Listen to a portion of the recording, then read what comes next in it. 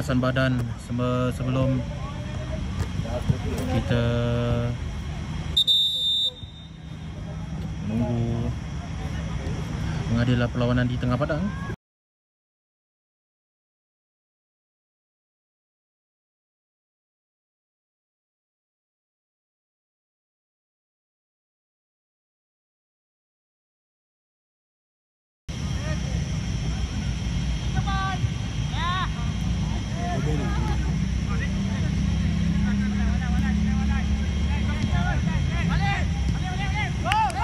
Jangan dilepas sekarang ini. Satu try dan itu dia gol.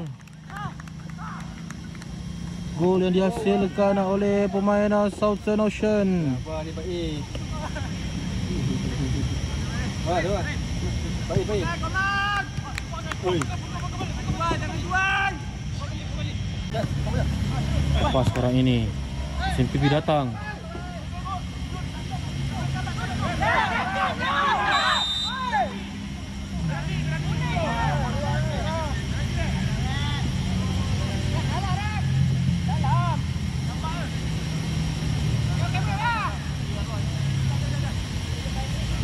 Kira perbincangan di antara kedua pengadil, adakah bola itu ditackle di dalam ataupun di luar.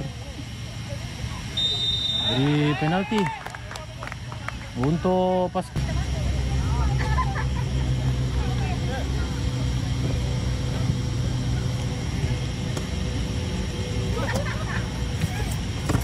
Di kiri atau kanan ataupun tengah, bola itu akan dimasukkan. Itu dia gol lah. Penyamaan dilakukan oleh pemain daripada SMTP.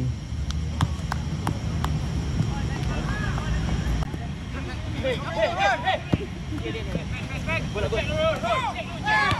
Randy jangan tinggal.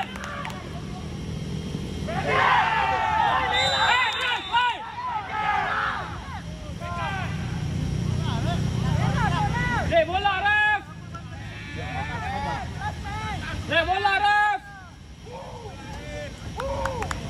Nanti aku baru nak cakap ngantuk.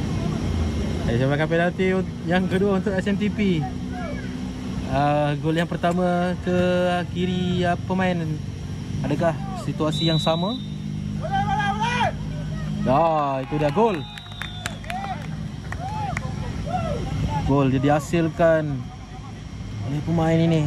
Tenang sekali beliau. Nyumbat bola itu ke gawang.